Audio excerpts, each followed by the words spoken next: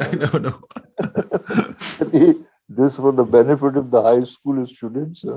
Yes, yes. Benefits of everyone. Everyone is a student today. Okay, how are you feeling, Shoaib Saab? Well, I had my cup of tea. Okay, great, great. Tea is a good thing to have. What would we do without tea? So, Shoaib Saab, let's get into your childhood. You know the origin of tea? Naiji, what is it? In my college days, I used to read an article, The Divine Leaf. And Lucas has written it or somebody. And he said, well, it seems that there was a hermit in China. And he was meditating. And he wanted to remain awake. But then he fell asleep. And he was so annoyed that he pulled out his eyelids and threw them on the ground. And where he had thrown these eyelids, a plant grew. And somehow the hermit saw these leaves and he just made it into hot water and drank it. That's the origin of tea. Wow, I love that story, Shoaib Saab. So you were in India, right? When did you move to Pakistan? How did that happen? Well, we go to the next question of yours about marriage. Okay. What happened was that when I came to Moradabad for my college education. And Moradabad is a city just to clarify, Moradabad is a city in India. Yes, Moradabad is a city in India. Very, very famous for brasswares. I mean, Macy's sell their brassware in America. Okay. It's very, very... So, there was a niece of my stepmother. My father got married again. And now she had a strange sort of a background. Her father was a Pashtun, but her mother was from Moradabad. And much earlier, I think somebody from that area had come and married. So she was there living with, she was the first cousin of my stepmother, this mother of my would-be wife. So I fell in love with her. And it so happened that we both decided to get married. And how old were you? You were about 20 or something? I was 19. 19. Wow, 19. Nice. That's impressive. I had just joined Lucknow University. Wow. From Moradabad, I had to come there. Right. And this was the first, I've just completed the first year of the 4-year graduation course. And here I was, and of course I could not do it without my grandfather's permission. So I wrote to him that I met this girl and I want to marry her. And he sent me only one sentence that don't ask me. Go to your mother's grave in Shahjahanpur and ask her whether you should study or marry. So that was a very clear answer. But Babar, I mean, I hope that I am not giving ideas to your students. Yes. But how did you meet? Mrs. Shoaib? How did you meet her? Like the first time was. I told you she was the niece of my stepmother, so she used to come there. Okay. So you knew her growing up. You saw. Yes. Okay. Not growing up, just 1 year in college. 1 year. Okay. But she was so beautiful that she was there were a lot of suitors. Okay. And that's why, I mean, But she told me, and my family really abandoned me. They thought that this boy has gone mad, Right. and but my wife was very, very strong-willed. She said to me that because she was under pressure. A lot of suitors, she had a lot of suitors. She said, "I don't want to marry them. I want to marry you." Wow. And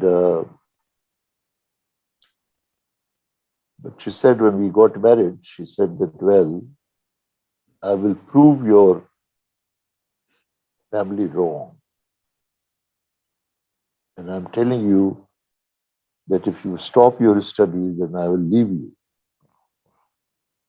So your For three family years, members, so they three thought, years, for 3 years, then she suffered me right. because I was his student, and that's how she. Wow. Wow. Then So that's one of the, that, that's why I came to Pakistan because of her.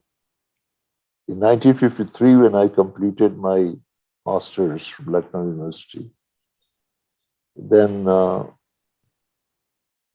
she very much wanted me to go on study because I was offered. I had the first division from the university in English literature, so they wanted offered me a lecturership. But I thought that maybe I wanted the civil service, and I thought maybe I should go to Pakistan. So I told her that your father is in Peshawar, let's go there. So that's how in 53 I came to Peshawar, not went to Karachi where most Mahajirs went to. Mhm. Very So interesting. So that's the Shoaib reason. Sahab, you got married, your family resisted, and then Mrs. Shoaib was like, encouraged you and inspired you that people would assume that now you may leave your studies and you're married. But in fact, she inspired you to study more, do better, and was one of the motivations in your life. So that's such an inspiring story for everyone to see. No, Baba, she really made me proud then. I mean, for 3 years, she was the one. I mean, father used to give me some money for my hostel and other things for a couple of years.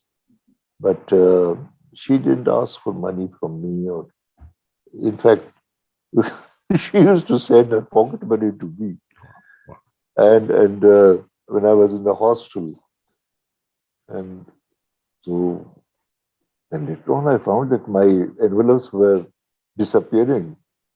The postman realized there was money and he was pocketing it. Oh So, my so, God. so I, Wow. Wow. because Wow. she was in Moradabad, I was in Lucknow. Wow. Wow. So, So the postman tried to got get. there. But Shoaib Saab, that's really good to hear, because you see so many times, like especially nowadays, where relationships and things like that, it's more like a business deal almost.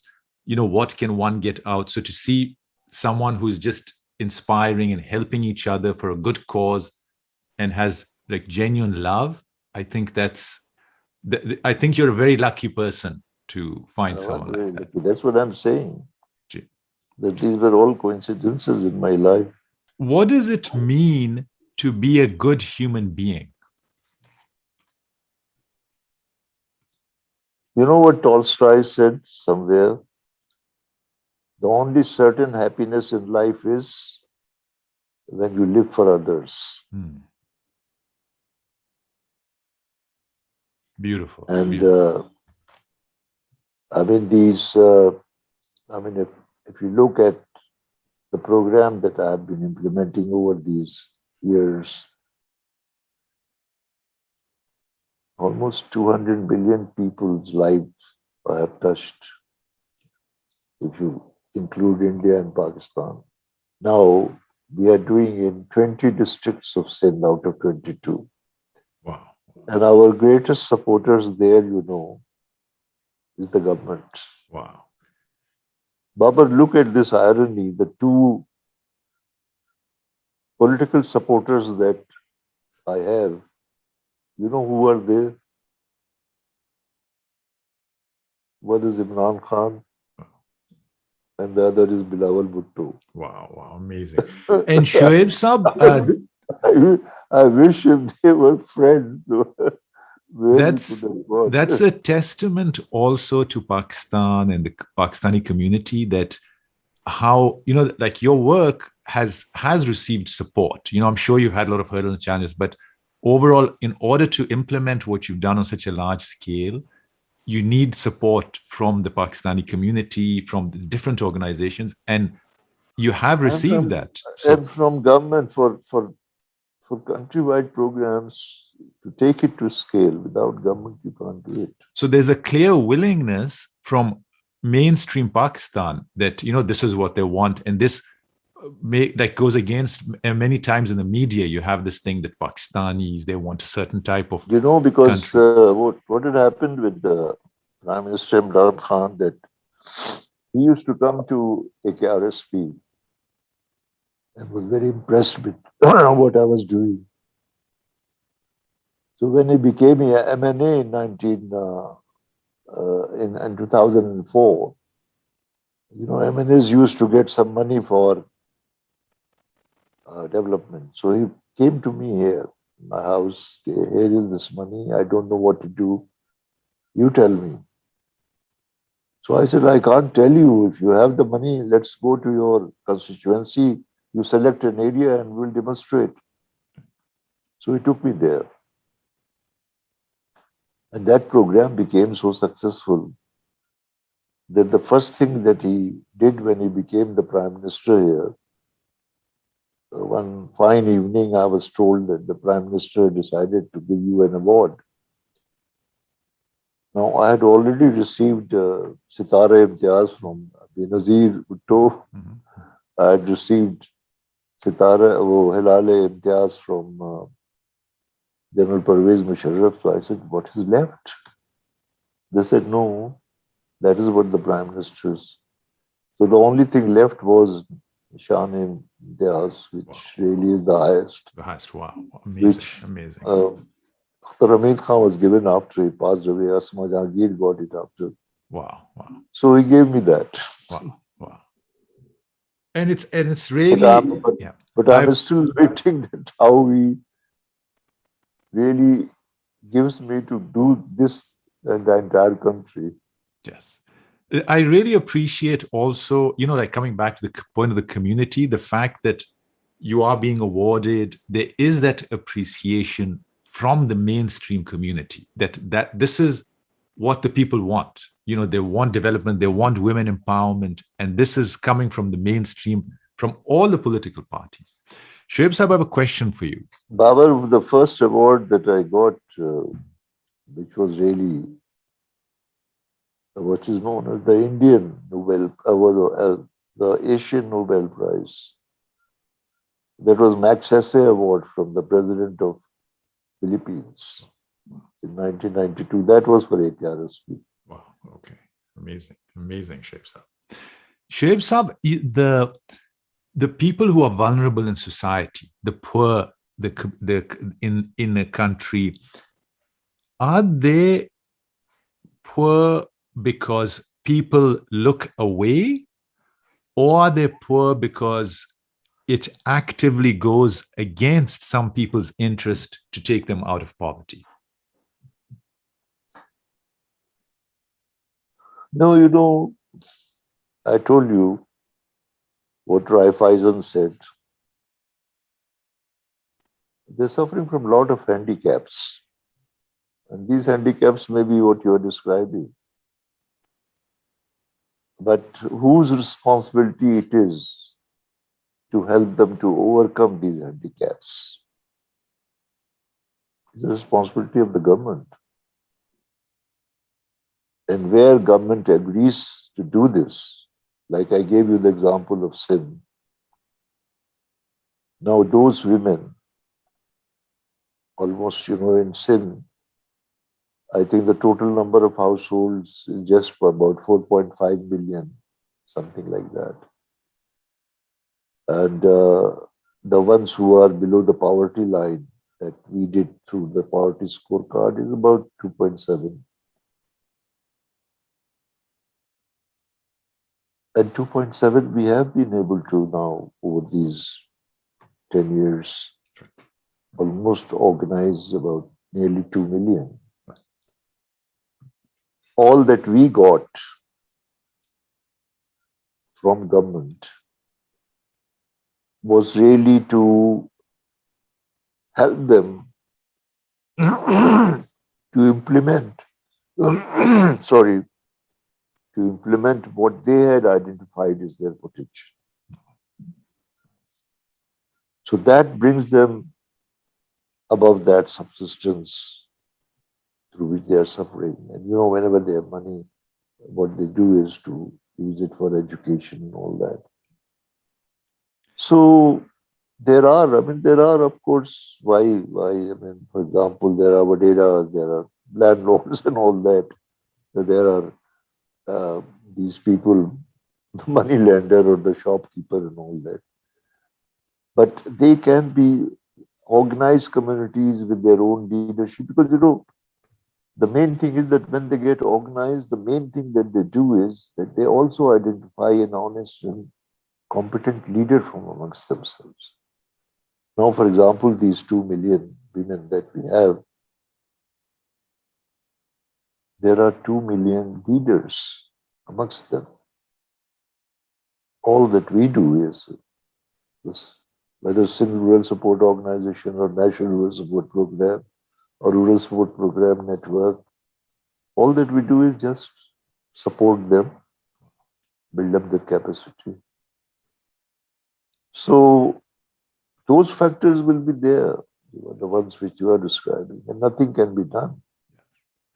Just to quickly go back to your point, to highlight that one of the principles that you followed in your work and which brought a lot of success was to identify leadership within the vulnerable communities and to support that leadership.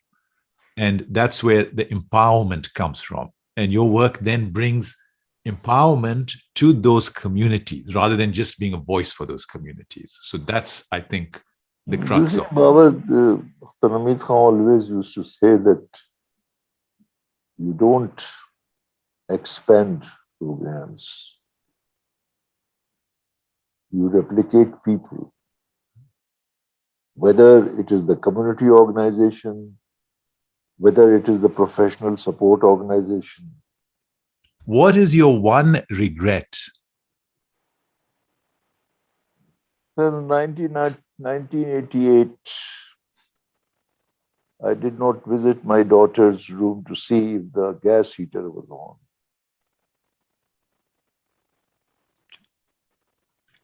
And when I went in the morning,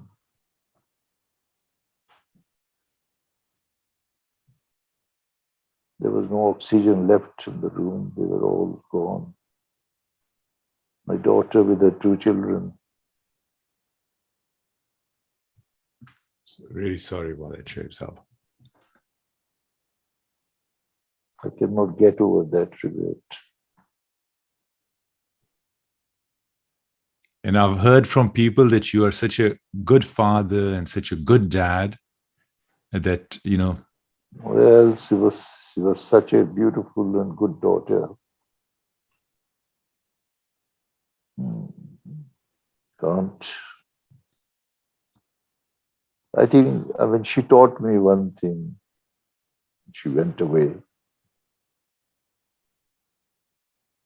Nothing in this world mattered then to me.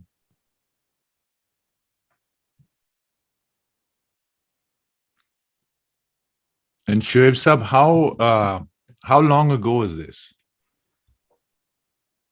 This was almost 32 years ago, 1988.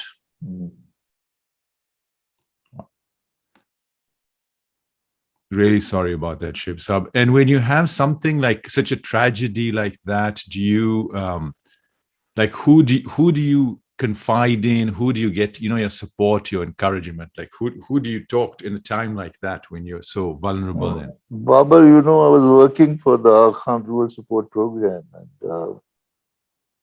I got a message from His Highness that unfortunately he could not come to Pakistan, but he would like to condole with me and my wife about this loss. So I flew over to Aiglemont near Paris, where he lives, and he just said to me that, look, what you are doing is a trust. Like I said, my grandfather gave a trust to me to look after the Jamaat. You are looking after 100,000 families in northern areas, Baltistan and Chitral. And if your daughter was alive, she would never would have allowed you to leave them. And I think this, working with those families, I mean, that kept on going. It kept on keeping going. Shoaib Saab, I really appreciate you being a guest on the show. You're an amazing person in what you've done, in your work, in what you've done for being such a special father, what I've heard from lots of people. And thank you for our chat today. I really enjoyed it. Thank you so much, Baba, thinking that you should interview me like this. Very, very sweet of you.